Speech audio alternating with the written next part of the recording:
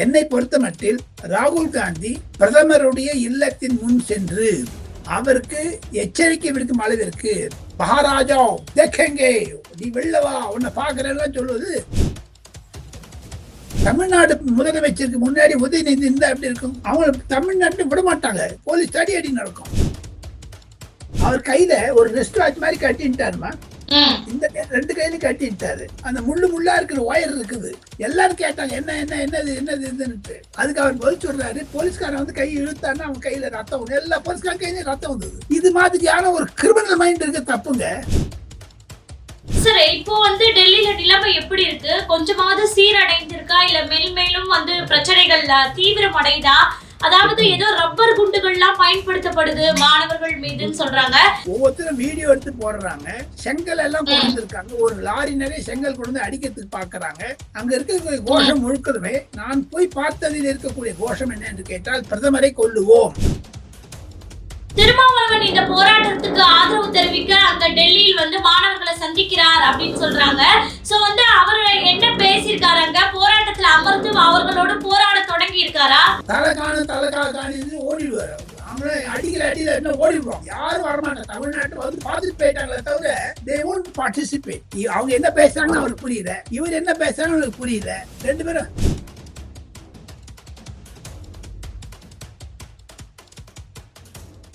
கலங்கரை சொந்தங்களுக்கு அன்பு வணக்கம்.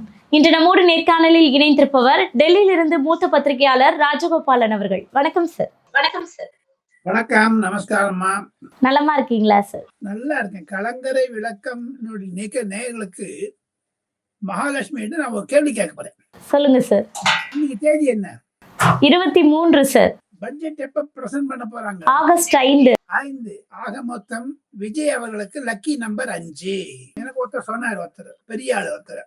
நான் நினைச்சேன் அது மகாலட்சுமிக்கு தான் ஃபர்ஸ்ட் சொல்லணும், காதோட சொல்லணும்னு நினைச்சேன். ஆனா எல்லாரும் கேட்டுட்டாங்க. இப்போ ஆக மொத்தம் வரக்கூடிய நாட்களில் பாருங்க, 5 என்பது மிக முக்கியமான நாளாக இருக்கும். இன்று காலை அந்த ஜனநாயகனுடைய பாடலை கேட்டேன். நாளையோ நாளை மறுநாளோ டெல்லியில ஒரு தியேட்டர் இருக்கு, அங்க போய் பார்க்க போறேன். அது மட்டும் ஒரு டென்ஷன் இருக்குது. என்ன எல்லாருமே ரீல்ஸ் போடுறாங்க, அதெல்லாம் பாடுறாங்க.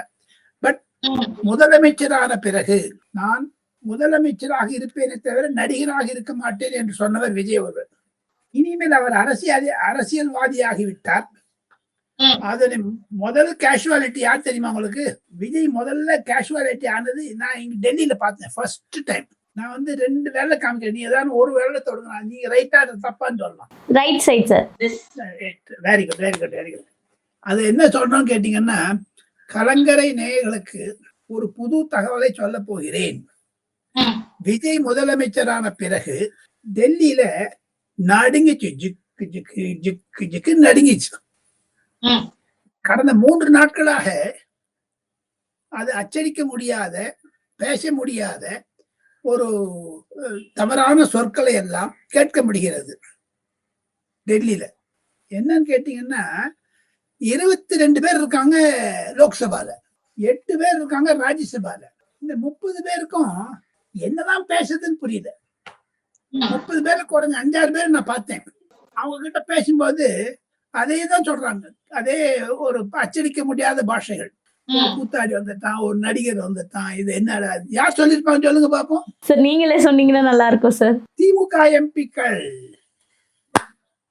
அந்த 2 பேருக்கும் ஒண்ணுமே புரியல. அவங்களாம் அந்த பார்லிமெண்ட் கேட் முன்னாடி நின்றுட்டு அப்படி இப்படின்னு சத்தம் போடுறாங்க. யாரும் கேட்கறது கிடையாது. என்டிஏ அதாவது பாஜக கேட்கறது கிடையாது. காங்கிரஸோ வெளில வந்துட்டாங்க. அவர் ராகுல் காந்தி அங்க போறான்னு வச்சு ஒரு 1/2 கிலோமீட்டர் தூரத்தை இவங்க என்ன போயிடுறாங்க. ஆக மொத்தம் ஜனநாயகன் வெளியிட்ட அன்று 23ஆம் தேதி அன்று சென்னையிலும் அனைத்து உலகத்திலும் இருக்கக்கூடிய தியேட்டர் எல்லாம் பண்ணியிருக்கு. மொத்தம் 8000 தியேட்டர்ல ரிலீஸ் ஆயிருக்கு நான் கேள்விப்பட்டேன். ஆனா இன்னைக்கு ஒரு கண்கொள்ளா காட்சி நான் பார்த்தேன். முதன் முறையாக இந்த காட்சி இன்னொரு தடவை பார்க்க முடியாது. மகாலட்சுமி, என்ன காட்சி சார் அது? அந்த திமுக காரங்க கண்ணுல ஒரே தண்ணி தான் வருது, அழுகுறாங்க, கத்துறாங்க. ஓ ஓ இந்த நடிகை வந்துட்டான் பாரு, இவனால எங்களுக்கு பொழப்பு போச்சு, ஹாய் ஹோய். இதை நிரூபித்து காட்டியவர் விஜய் என்பதைத்தான் நான் உணர்ந்தேன் என்று ரியல் ஜனநாயகம் தமிழகத்தில் வந்து விட்டது என்பதைத்தான் நான் உணர்த்த ஆசைப்படுகிறேன். இந்த காரிலேஷன் ஒப்பிட்டது காரணம் என்ன என்று கேட்டால், திமுக எம்பி எல்லாம் டவுனா இருக்காங்கம்மா, ஒருத்தவங்க ஹாப்பி இல்லம்மா. சார் என்ன காரணம்? இந்த ஜனநாயகன் படம் ரிலீஸ் ஆனதா? அதே போல தியேட்டர்கள்ல கூட வந்து பாத்தீங்கன்னா டிவிக்கு ரசிகர்கள் பாட்டிலுக்கு 10 ரூபாய்ன்னு பாடல் பாடுறாங்க. என்ன ஏதாவது லிங்க் இருக்கா சார்? நிறைய லிங்க் இருக்குது. அதை டச் லிங்க் பண்றதுதான் கஷ்டம். டாட்ஸ் இருக்குது, அதை லிங்க் பண்றதுதான் கஷ்டம். காரணம் பட்ஜெட் தொடரும் போது ஏப்ரல் மாசம் எல்லாரும் குதிச்சிருந்தாங்க டெல்லியில. இந்த 30 எம்பிக்கள் அத பண்ணிட்டான் பாரு, நான் திருப்பி வந்துருவாரு பாரு, ஸ்டாலின் ஐயா வந்துருவாரு பாரு, ஸ்டாலின் ஐயா எல்லாம் குதிச்சாங்க அப்படி. ஆனா இன்னைக்கு 23ஆம் தேதி வியாழக்கிழமை ஜூலை மாதம் அவன் மூஞ்சில அவ்வளவு தொங்கிடுச்சு. மூஞ்சில ஒரு வெளிச்சம் இல்ல, பிரகாசமா இல்ல, அழுகுறாங்க. ஏண்டாப்பா இந்த மாதிரி வந்துட்டாரே இவரு திட்டுறாங்க. ஆனா ஒன்று, அனைத்து பாஜக காங்கிரஸ் எம்பிக்கள்லாம் இவங்க வந்து ஆறுதல் சொல்வதை நான் கண்டேன், கேட்டேன். எல்லாம் சார் அரே டோன்ட் வரியா, ठीक हो जाएगा அப்படி முதுகுல தட்டி கொடுக்குறாங்க. இவங்க திமுக எம்பியால பேச கூட முடியல. what happened why are you so dull, why are you அது 3 மகினை हो गया, 3 மாசம் ஆச்சு இந்த ஆள் வந்து உட்காந்துட்டாங்க அப்படிங்கிறாங்க எல்லாரும். சார் அதாவது பாஜகவை சேர்ந்தவர்கள் திமுகவினருக்கு ஆதரவு சொல்றாங்கன்னு சொல்றீங்க. பின்னணி அரசியல் இருக்கா? இந்த ஆறுதல் வந்து கூட்டணியாக தொடருவதற்கான வாய்ப்பா இது? காங்கிரஸ்காரன் சொல்றான், தமிழ்நாடு காங்கிரஸ்காரன் வந்து ஒரு எம்பி வந்து சொல்லிட்டு போறாரு ஆறுதல். பாஜக கிடையாது. இப்ப திமுகவில் இருக்கிற நிலைமை என்ன கேட்டீங்கன்னா, அந்த தண்ணீர்ல மீன் தான் டிக்கெட்டுன்னு ஓடும். அந்த மீன் தண்ணில இருந்து எடுத்து போறது எப்படி ஆயிடும்? துடிச்சு இறந்துடும். அதே மாதிரிதான் திமுக எம்பிக்கள் தண்ணீரில் இல்லாத மீன் மாதிரி துடிக்கிறாங்க. சார் அதாவது ஆட்சி கவிழ்ப்பு வந்து கை கூடலன்ற ஒரு பயம் இருக்கா அவங்களுக்கு? பயம் கிடையாது. கைதாயிடுவோமோ அல்லது எதாவது பண்ணுவாரோ, இனிமேல் அவங்களோட வாழ்க்கை கட்டுப்படும், எதிர்காலம் கிடையாது. இந்த 30-40 வருஷம் ஏமாத்தியாச்சு ஜனங்களை. இவர் வந்துட்டாரு. போதாது வரைக்கும் நான் ஒரு கிட்ட காதுல வேற போய் சொல்லிட்டேன், அண்ணாச்சி என்ன இங்க இருக்கீங்கண்ணே அப்படின்னு. இன்னொரு 3 டைம் தான் இருப்பாங்க அப்படின்னா, ஐயோ என்ன சொல்லாதியா நீ என்னோட போயா அப்படிங்கிறான் என்கிட்ட. நான் 15 வருஷம் வேணா இருப்பாரு, கவலைப்படாதீங்கன்னு நான் சொன்னேன். அவங்களும் தள்ள அடிச்சு அண்ணட போயா அப்படிங்கிறான் எங்கிட்ட. அவ்வளோ வெறுப்பு வந்துருச்சு. எனக்கு என்ன தோணுது, ஒண்ணு அவங்க வந்து ராஜினாமா பண்ணிட்டு வீட்டுல உட்காந்துருவாங்க, இல்லைன்னா எனக்கு நான் எழுதி தரேன், பல எம்எல்ஏக்கள் பல எம்பிக்கள் விஜய் கட்சியில் சேருவதற்கு திமுகவை தயாராக இருப்பதாகத்தான் என் மனதில் வருகிறது மகாலட்சுமி. அந்த மாதிரியான பேச்சுக்கள் நாடாளுமன்ற வளாகத்துல பேசிக்கிட்டு இருக்கதை காண முடியுதா சார்? உள்ளூர் ஏதோ பேசுறாங்க, என்னன்னு தெரியல. அதிமுக உடைஞ்சதுக்கு அப்புறம் இந்த அந்த ஒரு எம்எல்ஏ அரெஸ்ட் பண்ணிட்ட அப்புறம் எல்லாரும் பயப்படுறாங்க, பயப்படுறாங்க. அதனாலதான் இப்போ ஃபிஷ் அவுட் ஆஃப் வாட்டர் மாதிரி இருக்காங்க திமுக எம்பிக்கள் என்பதைத்தான் வர்ணித்தேன். தாங்கள் கேள்வி கேட்டால் நான் பதில் சொல்வேன். சரி, இப்போ நீட் தேர்வு விவகாரம், அந்த வினாத்தாள் கசிவு, அதே போல கல்வித்துறை அமைச்சர் தர்மேந்திர பிரதான் வந்து அதற்கு பொறுப்பேற்கணும் அப்படின்ற அந்த போராட்டம் சென்னையிலும் தமிழ்நாடு, கேரளா அப்படின்னு பல மாநிலங்கள்ல ஒலித்திருக்கு. குறிப்பாக தமிழ்நாட்டுல போராட்டம் வீரியம் பெறுது. விஜய் வாய் திறக்காமல் இருக்கிறாரு. என்ன காரணம் சார் விஜய் வாய் திறக்காமல் இருப்பதற்கு? எம்பி இல்ல, மெம்பர் ஆஃப் பார்லிமெண்ட் யாரும் இல்ல அவர்கிட்ட. அது ஒரு மெயின் காரணமா இருக்கும். செகண்ட் திங், விஜயனுடைய ஒரே முழு கான்சென்ட்ரேஷன் 5ஆம் தேதி ஆகஸ்ட் மாசம் கார்த்தால 10 மணிக்கு வெற்றி பட்ஜெட் பிரசன்ட் பண்ண மட்டும் பேச மாட்டார். அதுல தமிழர்களுக்கு, குறிப்பாக ஏழை எளிய மாணவர்களுக்கெல்லாம் எது மாதிரியான உதவி செய்ய போகிறார், இருக்க கொடுத்த வாக்குறுதிகளில் 5 அல்லது 10 நிச்சயம் நிறைவேற்றுவார் என்று தான் நம்பிக்கையுடன் நான் இருக்கிறேன். பல அதிகாரிகளும் என்னிடம் வர்ணனை செய்கிறார்கள். டெல்லியில் இருக்கக்கூடிய அதிகாரிகள் கூட சொல்றாங்க. அதனால வாய் திறக்கல. அவருடைய போக்கஸ் பாருங்க, அதேதான், ஒரே போக்கஸ். தமிழங்கள்லாம் நன்னா இருக்கணும், தமிழ்நாடு நன்னா இருக்கணும், அவ்வளவு ஊழல் இருக்கக்கூடாது. அதான் ஆனாதப்பட்ட ப. சிதம்பரமே எல்லாத்தையும் சொல்றாரு டெல்லியில. There is no corruption in Tamil Nadu அப்படி எல்லாம் பேசுறாரு. நீங்க அப்படிங்க காதல கேட்ட கொஞ்சம். அவர் கொஞ்சம் ஆங்கில வாயில கூழாங்கோல் போட்டு பேசுவாரு. Can I have an interaction with you அப்படிதான் பேசுவாரு. சரி, நான் அப்படி போய் காது கேட்டேன். There is no corruption in Tamil Nadu அப்படிங்கிற. சரி, அதே காதலுக்கான்னு இப்படி வந்துட்டேன். அதை கலங்கரை நேயர்களுக்கு சொல்லியாச்சு. இனிமேல் நீங்க கேளுங்க. சரி, இன்னொன்னு, அதாவது காங்கிரஸ் தலைவர் ராகுல் காந்தி வந்து பாத்தீங்கன்னா போராடுறாரு, கைது செய்யப்பட்டாரு, அவர் அடிச்சாங்க அப்படின்லாம் சொல்லப்படுது. அதற்கு கூட ஒரு கண்டன பதிவு கூட விஜய் அவர்கள் பதிவு செய்யல அப்படின்னு சொல்லப்படுது. ஏன் கூட்டணி கட்சி தலைவர் இப்படி போராடுறாரு, அவருக்கு ஒரு ஆதரவு தெரிவிக்கல, இல்ல கைது செய்ததற்கு அட்லீஸ்ட் கண்டனம் தெரிவிச்சிருக்கலாம், இதற்கும் அமைதி ஏன் அப்படின்ற பெரும் ஒரு கேள்வி மக்கள் மத்தியில குழப்பமா இருக்கு சார். குழப்பம், there is no குழப்பம், there is no confusion, no குழப்பம். நீங்க குழப்பீங்க தவிர அவருக்கு என்ன குழப்பம் இருக்குது? ஒண்ணுமே கிடையாது. மாணவர்கள் போராட்டத்திற்கு ஆதரவு தெரிவித்து விட்டார்கள் தமிழ் வெற்றி கழகத்தினர். ட்வீட் போட்டுட்டாரு. அதோடு சரி, அவ்வளவுதான். எங்க ஒரு நாளைக்கு 10 பேர் அரெஸ்ட். ஸ்டாலின் சொன்னாரா? இல்ல எடப்பாடி பழனிசாமி சொன்னாரா? எந்த எக்ஸப்ட் மாணிக் தாக்கூரை பத்தி எந்தங்க தமிழ்நாட்டுல ராகுல் காந்தி இது பண்றாங்க? நீங்க வேற. கூட்டணியில இருக்காருல்ல தமிழக வெற்றி கழகம், அதுக்கு 2 மந்திரி கொடுத்தாச்சு. இவர் chief minister, concentration on budget, that's all. அவருக்கு வேற ஒண்ணுமே தெரிய மாட்டேங்குது. சரி, இப்ப சிஜேபி அந்த கட்சி நடத்தக்கூடிய போராட்டம் இங்க தமிழ்நாட்டிலும் வந்து வீரியம் பெறுது அப்படின்னும் போது இவர்களினுடைய போராட்டம் இன்னும் அடுத்த கட்டத்துக்கு போயிட்டே இருக்கு. இதற்கான முற்றுப்புள்ளி என்ன வைக்க போகுது பாஜக அரசாங்கம் அப்படின்றது தானே சார் மக்களுடைய கேள்வியா இருக்கு. அதற்கு என்ன பதில் தர போறாங்க? நரேந்திர மோடி அவர்கள் இன்று காலை ஒரு ட்வீட் போட்டுட்டாரு. 23ஆம் தேதி ஜூலை மாதம் ட்வீட் போட்டாரு. நம்ம ஃபாஸ்ட் ட்ராக் கோர்ட் வைக்கிறோம், இளைஞர்களுடைய எதிர்காலம் தேவை முக்கியம் என்று. இனிமேல் வந்து ராகுல் காந்தி கொஞ்சம் சைலண்டா தான் இருக்கணும்னு நினைக்கிறேங்க. ஏன்னா அவர் வந்து அயல் நாட்டுல இருந்து முந்தா நேத்தி வந்தாரு, நேத்தி உண்ணாவிரதம் இருக்க அரெஸ்ட் ஆங்க, நாளை கால பொட்டி படைத்துக்கு கிளம்பிடுவாங்க. அவர் யாருங்க சீரியஸா எடுத்துக்கிறாங்க?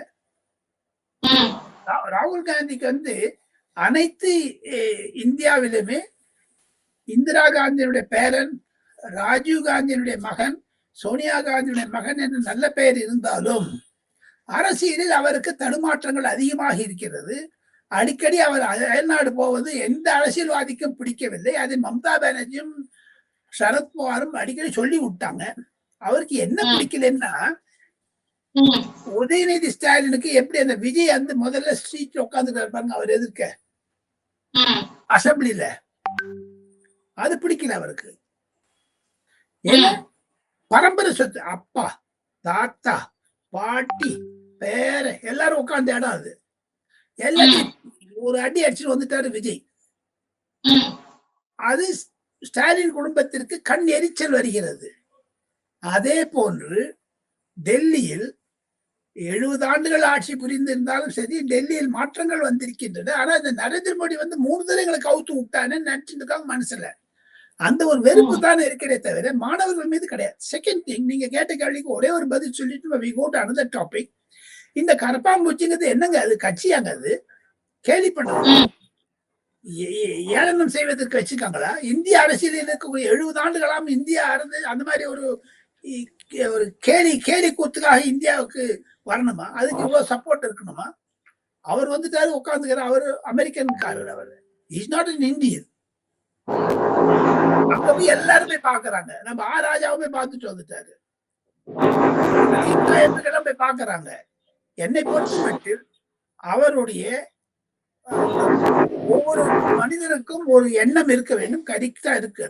முன்வண்டி அவங்களுடைய ஒரு காக்ரோச் ஜனதா கட்சி என்பது அதற்கு அமைப்பு கிடையாது, செயலாளர் கிடையாது, பொதுச் செயலாளர் கிடையாது.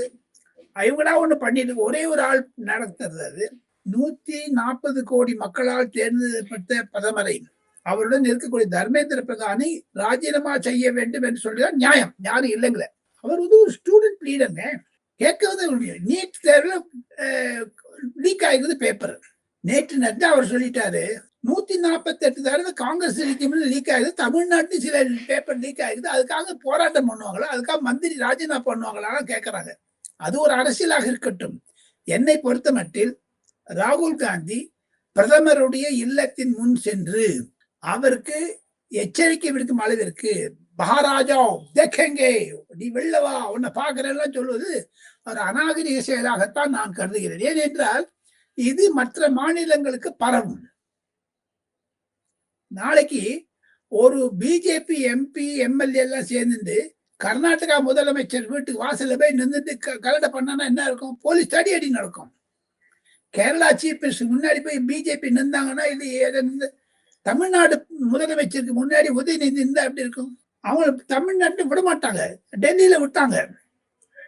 அவர் போச்சு கூட அவர் செய்தது நியாயம். நான் போராட்டம் செய்ய வேண்டியது. மல்லிகார்ஜுன் கர்கேக்கு பிறந்த நாளுங்க 21ஆம் தேதி, 85வது பிறந்த நாள். எல்லாரையும் 3 மணிக்கு வான்னு கூப்பிட்டாங்க. நிறைய பேர் வந்துட்டாங்க. 2 முதலமைச்சர்களும் வந்துட்டாங்க. கேரளா, கர்நாடகா முதலமைச்சர், அனைத்து எம்பிக்கள் ஒரு 50-100 எம்பி வந்துட்டாங்க.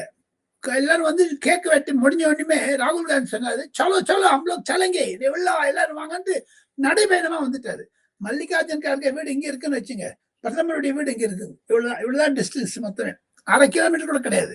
நடைபயணம் ஆரம்பிச்சிட்டாரு. போலீஸுக்கு தெரியல. சப்போஸ் ஒரு ஆன்டி சோசியல் எலிமெண்ட், தேச விரோத சக்திகள் வந்து ராகுல் காந்தியை தாக்குகிறார்களோ அல்லது பிரதமரை தாக்குகிறார்களோ இல்ல அந்த எம்பியை தாக்கினாலும் கூட யாராவது கல்லடிச்சானா ஓடுவாங்கல்ல, 4 பேர் கீழே ஓட மாட்டான். அது மாதிரி அவர் செய்தது தவறு. அதை தவிர பிரதமருடைய இல்லத்திற்கு முன் சென்று, நீங்க வந்து ஸ்டூடெண்ட் ரெசிக்னேஷன் கேட்கறாங்க, தர்மேந்திர பிரதான் பாராளுமன்றத்தை பேசணுமே தவிர வெளில வந்து பேசக்கூடாது. நாளைக்கு தமிழக சட்டமன்றத்தில் ஏதாவது அமளி நடந்தால் மெரினா பீச்சில் போய் யாராவது பேசுவாங்களா? பைத்தியகாரத்தனமா இருக்குது. அவர் கையில ஒரு ரெஸ்ட் வாட்ச் மாதிரி கட்டிட்டாருமா, இந்த 2 கையிலும் கட்டிட்டாரு. அதுல அந்த முள்ளா இருக்கிற ஒயர் இருக்குது. அப்படி இந்த ஜிப் அப்படி பண்ணி காய்கறி கட்டி தராங்க பாருங்க, இந்த ஏர்போர்ட்ல லக்கேஜுக்கு பண்றாங்க பாருங்க, அந்த மாதிரி. அதுல 2 எல்லாரும் கேட்டாங்க, அந்த எல்லாருக்கும் டிஸ்ட்ரிபியூட் பண்ணிட்டாரு அவரே. எல்லாரும் கேட்டாங்க என்னது இதுன்னு. அதுக்கு அவர் பதில் சொல்றாரு, போலீஸ்காரன் வந்து கை இழுத்தாருன்னா அவங்க கையில ரத்தம் வந்து, எல்லா போலீஸ்காரன் கையிலையும் ரத்தம் வந்தது. அது முள்ளா எடுக்க வைக்க முடியல. இது மாதிரியான ஒரு கிரிமினல் மைண்ட் இருக்க தப்புங்க. ஒரு அரசியல்வாதிக்கு நீங்க, அவங்க மனுஷங்க தானே. இன்னைக்கு அவன் அதிகாரத்துல இருக்கான், நாளைக்கு ராகுல் காந்தியை பிரைம் மினிஸ்டர் ஆக முடியும். போராட்டி வரணும் வெளில. இந்த மாதிரிலாம் பண்ணினா நடக்காது. அதனால நீட் என்பது வீழ்ச்சி அடைந்து விட்டது. ராகுல் காந்தி முன்னிலையில வந்துட்டாரு. ஸ்டூடெண்ட் பெடரேஷன் ஒத்துமே அஜிடேஷன் பண்ணல. இப்ப அரசியலா போய் 3 நாட்கள் நாடாளுமன்றம் ஸ்தம்பித்து விட்டது. அந்த ஒரு நாடாளுமன்றம் 1 மணி நேரத்திற்கு 60 லட்சம் ரூபாய் நம்ம செலவழிக்கிறோம்.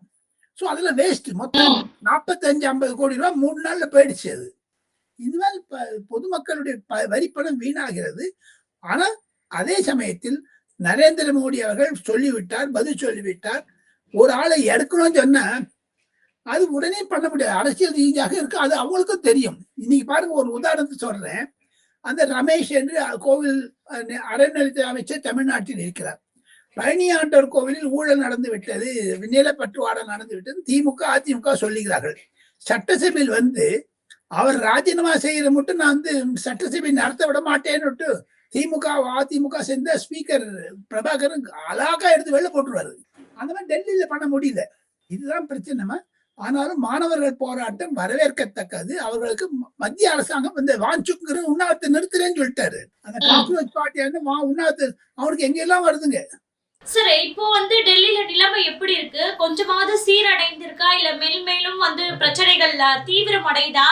அதாவது ஏதோ ரப்பர் குண்டுகள்லாம் பயன்படுத்தப்படுது மாணவர்கள் மீதுன்னு சொல்றாங்க. இதெல்லாம் உண்மையாக அங்க நடக்குதா சார்? என்ன நடக்குது? காட்சிகள் இங்க நாங்க வெறும் வீடியோக்கெல்லாம் பாக்குறோம். ஆனா நிலவரம் எப்படி இருக்கு? பதட்டமான நிலைமை இருக்கிறது. ஒவ்வொருத்தரும் வீடியோ எடுத்து போடுறாங்க. செங்கல் எல்லாம் கொண்டு வந்திருக்காங்க. ஒரு லாரி நிறைய செங்கல் கொண்டு வந்து அடிக்கிறதுக்கு பாக்குறாங்க. அங்க சாப்பாடுகள் நிறைய வந்துன்னு இருக்குது. அங்க இருக்கக்கூடிய கோஷம் தர்மேந்திர பிரதானை ராஜினாமா செய் என்று அல்ல. அங்க இருக்கக்கூடிய கோஷம் முழுக்கதுமே, நான் போய் பார்த்ததில் இருக்கக்கூடிய கோஷம் என்ன என்று கேட்டால், பிரதமரை கொல்லுவோம். ஒரு பொம்பளை பேசுதுங்கம்மா, சோசியல் மீடியால போட்டிருக்காங்க, பாராளுமன்றத்தை நகர்த்துவோம். அவங்களாம் மாணவர்கள். அவங்கெல்லாம் அமெரிக்கால உட்கார்ந்து அந்த ஜந்தர் மந்தர்ங்கிற இடத்துல அந்த சாப்பாடு கொடுக்கறதுக்கு ஒரு 50-60 சாப்பாடு ஸ்விக்கிலையும் அந்த ஜொமேட்டோலையும் வருதுமா, அதான் சாப்பிடுறாங்க. இன்னும் வந்திருக்கேங்கிறாங்க. அதுதான் ஒரு டயபாலிக்கலா இருக்குது. ஒரு நிகழ்ச்சிகள் நடந்தது என்றால், உண்ணாவிரதம் என்றால் 1 நாள்ல 2 நாள்ல இருக்கும். அதை விட்டுட்டு ஒரு குழப்பமா இருப்பதை பார்த்தால் ஒரு மாபெரும் திருப்பத்தை தான் பார்க்க முடிகிறது. எது இருப்பினும் ஓரிரு நாட்களே இது முடிந்து விடுதும் என்று தான் சொல்லுகிறார்கள். சார், இன்னொன்று, வெளிநாடுகள்ல இருந்து அவர்களுக்கு பணம் கொடுக்கப்படுது, நீங்க சொன்னது போல உணவுகள் வழங்கப்படுது. அதுல வந்து சமூக விரோதிகள் பலர் ஊடுருவிடுறாங்க.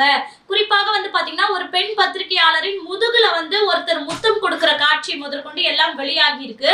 சோ இது மாணவர்களை தாண்டி சமூக விரோதிகளின் கையில் இந்த போராட்டம் போகுதா சார்? இந்த நிலை போயாச்சு. தமிழ்நாட்டு சரி, டெல்லியில இந்த போராட்டம் மாணவர்களிடந்து அரசியல்வாதிகளை தவிர தேச விரோத சக்திக்கு போய்விட்டது. அதை தூண்டிவிட்டது எதிர்க்கட்சிகள் என்று பழி சுமத்தவில்லை.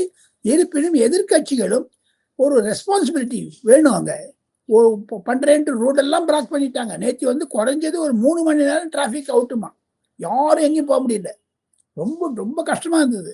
உணவுகள் இல்லை, நிறைய பேர் பிரசவத்துக்கு இருக்காங்க, செத்து போறவங்க ஆம்புலன்ஸ்லாம் 10-15 ஆம்புலன்ஸ் இருந்து போச்சு. ஆஸ்பத்திரியில நிறைய பேர் அங்க மயக்கம் போட்டு விழுந்தெல்லாம் செத்து போயிருக்காங்க. ஆக மொத்தம் டெல்லி பதற்றமான நிலையில் தான் இருக்கிறது. மகாலட்சுமி, திருமாவளவன் இந்த போராட்டத்துக்கு ஆதரவு தெரிவிக்க அங்க டெல்லியில் மாணவர்களை சந்திக்கிறார் அப்படின்னு சொல்றாங்க. சோ அவர் என்ன பேசியிருக்காருங்க? போராட்டத்துல அமர்ந்து அவர்களோட போராட தொடங்கி இருக்காரா, இல்ல பார்த்துட்டு வந்துட்டாரா? பார்த்துட்டு வந்துட்டாரு. போராட்டம் அவர்லாம் என்னன்னா அவரு தலை காணின்னு ஓடிடுவாரு. அவங்களே அடிக்கிற அடியில என்ன ஓடிடுவாங்க, யாரும் வரமாட்டாங்க. தமிழ்நாட்டை பார்த்துட்டு போயிட்டாங்களே தவிர they won't participate. அவங்க அவங்க என்ன பேசுறாங்கன்னு அவருக்கு புரியல, இவர் என்ன பேசுறாங்க அவருக்கு புரியல, 2 பேரும் அப்படின்ட்டு வந்துட்டாங்க. அதோட சரி, அவனுக்கு ஒன்றும் ஒரு பாஷையில கான்வர்சேஷனே இல்லையே மகாலட்சுமி. அப்ப ஒரு நிலைமை புரியும். இவர் பேசினார், யாரு இல்லைங்கிற we support your demand, we are with you அப்படின்னு சொல்லிட்டு வந்துட்டாரு. ராஜா போனார், கிட்ட போயிட்டு வணக்கம் சொல்லிட்டு வந்துட்டாரு, பேசல. ஆனா திருமாவளவன் பேசினாரு. இறுதியாக ஒரே ஒரு கேள்வி சார். இந்த விளாத்திக்குளம் எம்எல்ஏ கைது செய்யப்பட்டு ஜாமீன் கூட கொடுக்கல, அவர் ஏன் உதயநிதி போய் சந்திக்கல அப்படின்னு திமுக காரர்களே கோபத்தில் இருக்கிறார்கள் சொல்லப்படுது. என்ன காரணம் சார்? அவங்களுடைய எம்எல்ஏ அரெஸ்ட் பண்ணிருக்காங்க, ஏன் போய் பார்க்கல இவங்க? நல்ல கேள்வி கேட்குது. அவங்களே சொல்லணும்னு நினைச்சிருந்தேன், சொல்லிருந்தோம் நினைச்சிட்டு இருந்தேன். யாரு போய் பார்த்தாங்க சொல்லுங்க? கனிமொழி போய் பார்த்தாங்க சார். நீங்களே பதில் சொல்லிட்டீங்க. அங்கதான் டக்கப்பா இருக்கு. கனிமொழிக்கும் உதயநிதிக்கும் இருக்கக்கூடிய சண்டையில தான் ஒருத்தர் போய் பாக்குறாங்க, இன்னொருத்தர் போய் பாக்குறேன். ஸ்டாலின் போய் பாக்குறான், அதை சொல்லுங்களா? அவருடைய தொகுதியில தோல்வி அடைந்தவுடன் மே 5ஆம் தேதி காலையில் தோல்வி அடைந்தவுடன் காலையில் ஏறி எல்லா இடத்துக்கும் போய் நன்றி தெரிவிச்சாரு. இவர் துக்கம் ஏன் தெரிவிக்கல? அங்க போய் அவங்க நாளைக்கு பார்லிமெண்ட் அசம்பிளி ஆரம்பிக்க போகுது 4ஆம் தேதி 5ஆம் தேதி. அதுக்கு முன்னாடி அவர் எம்எல்ஏவாக இல்லாவிட்டார், ஸ்டாலின் இல்லாவிட்டாலும் அனுதாப ரீதியில் போய் பார்த்திருக்க வேண்டியது அவர். ஆனா மொத்தம் இதிலிருந்து ஒன்று தெரிகிறது, திராவிட முன்னேற்ற கழகத்தில் ஒரு பிளவு வந்ததாகத்தான் நான் நினைக்கிறேன் டெல்லியில் இருந்து. ஏன்னா எம்பிகள்லாம் பேசும்போது ஒரு கடைசியா ஒரு கருத்து சொல்லி முடிச்சிடுறேன் லட்சுமிமா. 22 எம்பிக்களில் 8-9 பேர் தான் கனிமொழியோட இருக்காங்க. மீதி எவ்வளவு சொல்லுங்க? 22 8 போச்சுன்னா மீதி 14. அந்த 14 பேரும் உதயநிதியோட இருக்காங்க. ஆக மொத்தம் உதயநிதியினுடைய பவர் கோலோச்சுகிறது டெல்லி. கனிமொழி தான் irrelevant நான் நினைக்கிறேன். ராஜ்யசபால இருக்கவங்க எல்லாம் கூட ஸ்டாலினையும் மதிக்கிறாங்க தலைவர் என்ற ரீதியில. ஆனால் உதயநிதிக்கு தான் டாப்ல இருக்காருங்க இந்த எம்பிக்களை பொறுத்த மட்டும். நடப்பு கால அரசியல் குறித்து பல்வேறு தகவல்களை பகிர்ந்துக்கிட்டீங்க. தொடர்ந்து பேசுவோம். நன்றி சார். நன்றி, தேங்க்யூ.